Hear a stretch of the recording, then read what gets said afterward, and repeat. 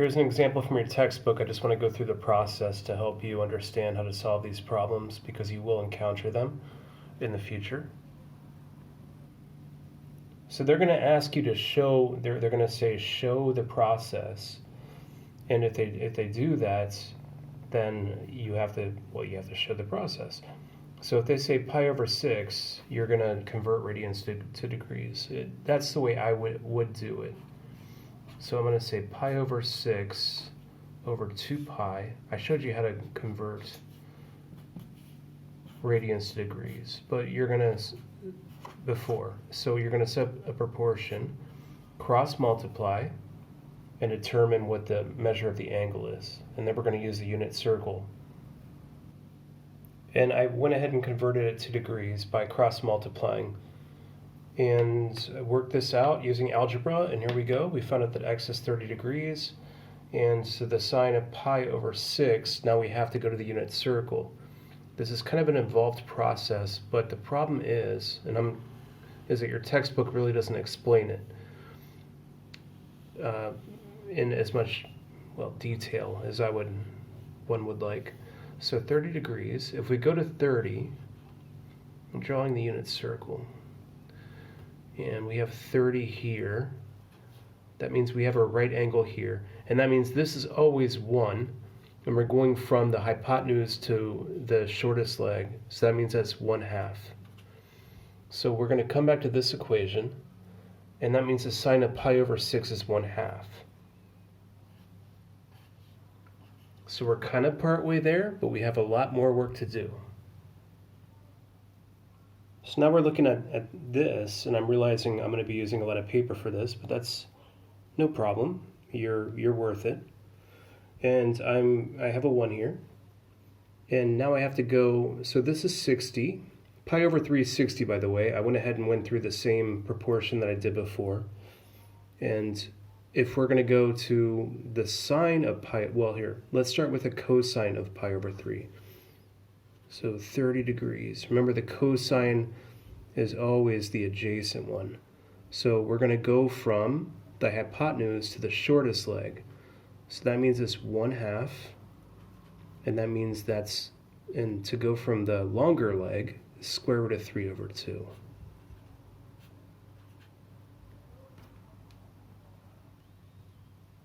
Okay, we can easily simplify the numerator here, and we're going to have to find the sine of pi over 4.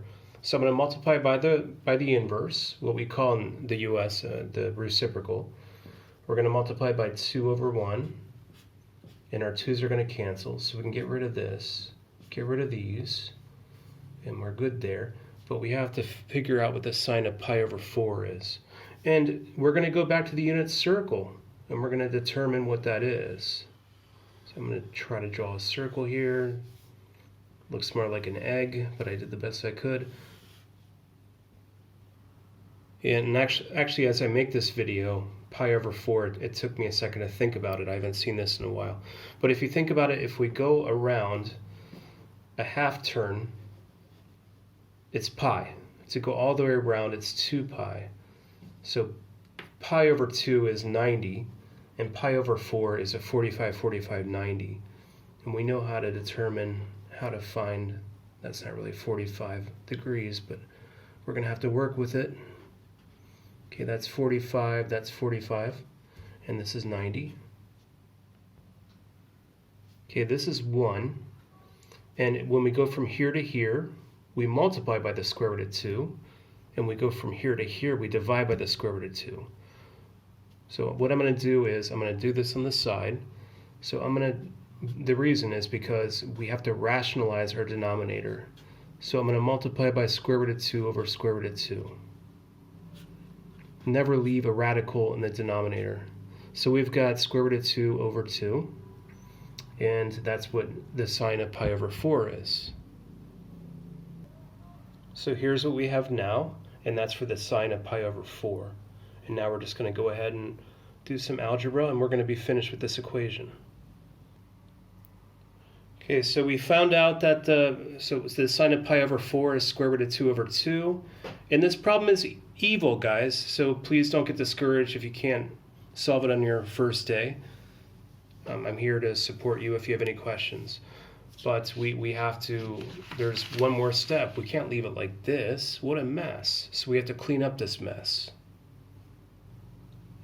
Now we're going to expand. All right, it gets a little bit trickier here. We just have to find a common denominator. So what I'm going to do is I'm going to take this red pen and I'm going to show you that we have to multiply. We need the common denominator. So I'm going to multiply both the top and bottom by 2.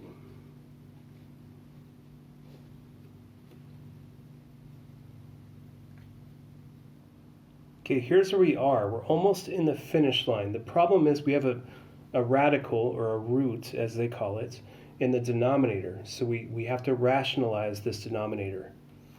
So I'm going to go ahead and just write it sideways. So we're almost there. This problem has many steps, but what I did was multiply the top and bottom by the square root of 2, because we don't want to leave a radical down there. And here's what we have. I'm going to distribute or expand the square root of 2, and I'm going to simplify. And now it's just simple, not simple, but now it's just basic math. So have a look at that. Okay, here's what we have now after this step. Is we have this, because square root of 2 times square root of 2 is 2. Well, I'm talking about this, and I distributed the square root of 2, or expanded it, and here's what we have here.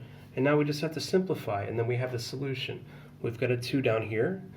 That's annoying, so let's get rid of it. And square root of 2 minus 2 square root of 6 over 2. That's a solution.